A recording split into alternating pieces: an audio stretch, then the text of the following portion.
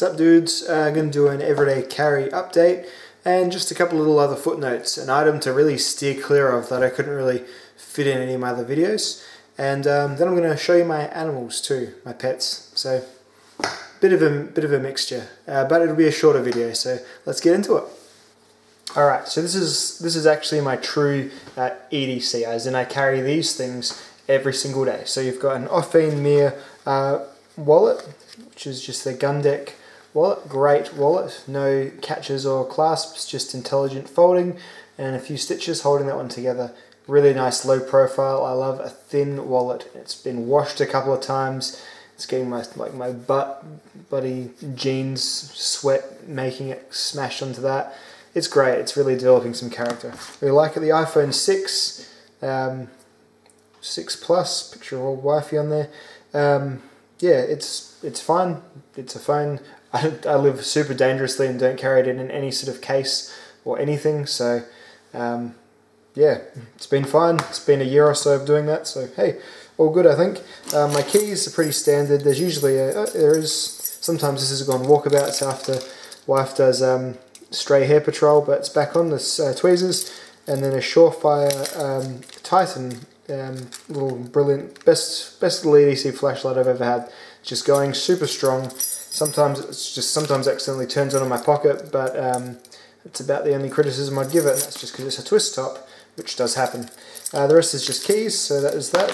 And then the Almar Falcon truly does run with me pretty much 90% or 95% of days, about as often as some days I go out without my wallet when I go to the gym or something. So sometimes the Almar doesn't come with me, but most of the time it does. It's so damn light, you wouldn't even notice it. Very similar to, say, like a Spyderco Dragonfly. That's the purpose knife. Great stuff. Let's get into the knives I've been carrying lately. So mainly I've been carrying the Spyderco Dragonfly in H1 steel, a whole bunch. I'm doing a steel testing regime on that. I've done the second one, first and second one. I'm going to do about 3 tests, maybe even 6, and then do the mapping of the edge retention, because it has kind of gone up. So just for some spoilers, the first edge rope test this did about 38 cuts. I think it was 38 or 36, one of those rounded digits.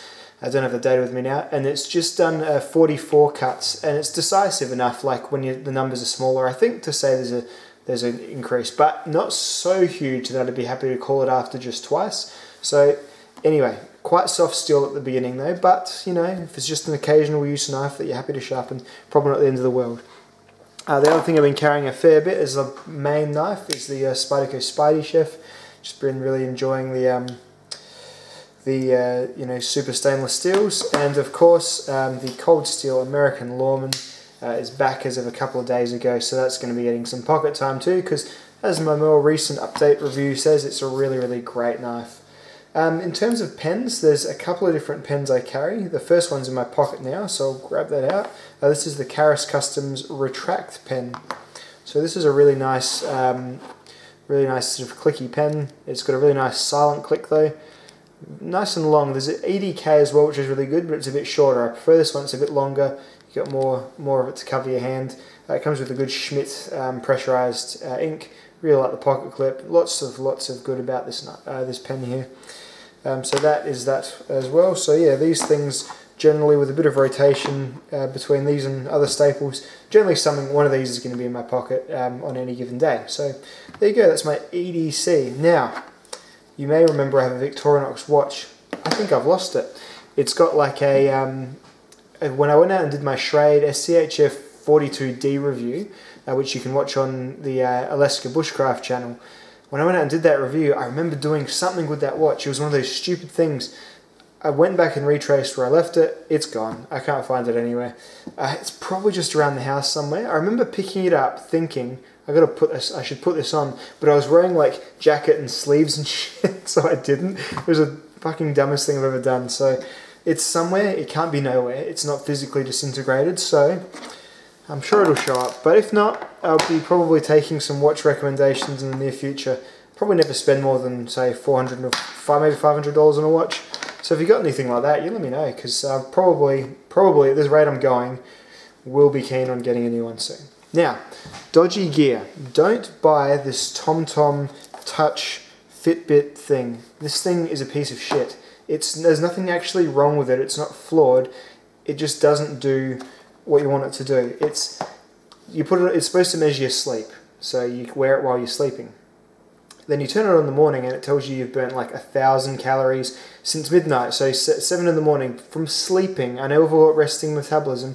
From sleeping it says you burned 1,000 calories. It's just not accurate. So Fitbit, this sort of stuff, if you're into this sort of thing, I'm not. This is my wife's, but she's not quite sure what we're going to do with it because it's not really broken. We're just not happy with it. So we'll just take it back at some point because it just sucks. It's got a whole bunch of features. It sends a charge through your body and tells you your body fat index, but even that's different each time, like as in within like half an hour, and it's like drastically different.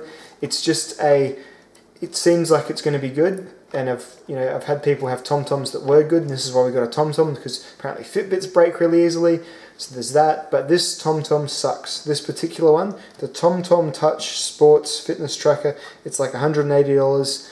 Word to the wise, if you know someone who's looking into these sorts of things, tell them not to get this one, because this one has pissed us both off. Really, real bit of a bummer, to be honest. It's got the time, it's got your steps, but even the steps, the really good ones know when you're just like scratching your nose and they don't count that as like 15 steps.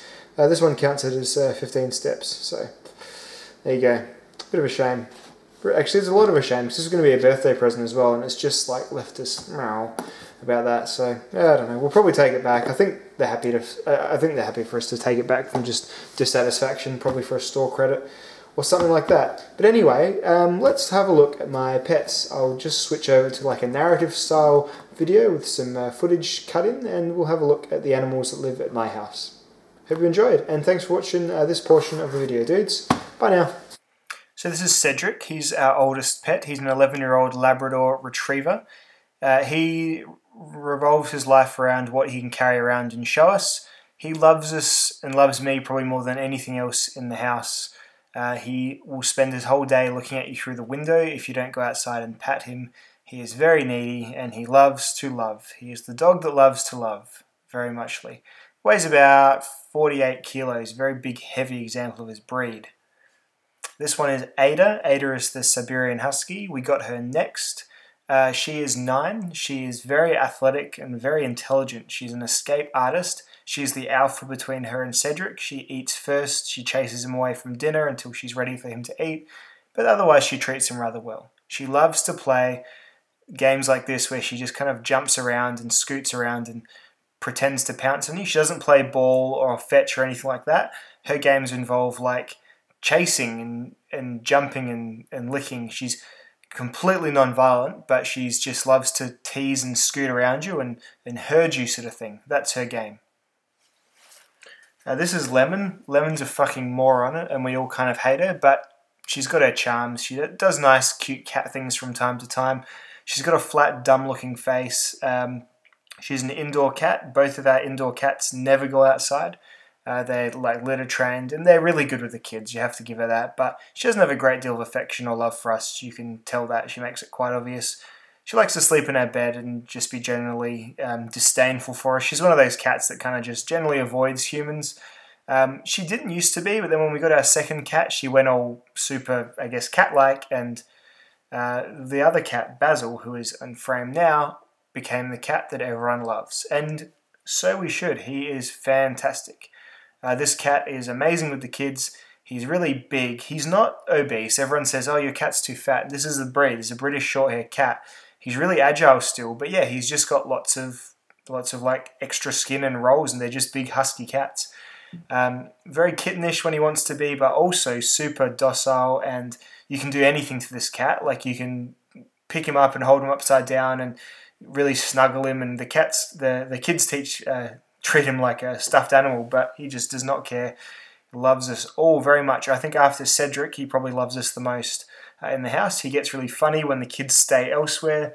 He sneaks into each of their rooms at night time, like when we're putting them to bed, hides under the bed, hoping that we forget he's there so he can then jump up and snuggle in with them. British Shorthair is a very, very good breed of cat, if this one is any example to go by. Very, very fun and very, very cuddly and just very loving for a cat. The cat that kind of treats you a bit like a dog. Very, very nice indeed. Would definitely get a British Shorthair and would recommend a purebred to anyone. This is him and Lemon just booping and playing with the toy on the stick. So Lemon being a bit kittenish as well. She's got her charms, but she's pretty much just a wanker. So yeah,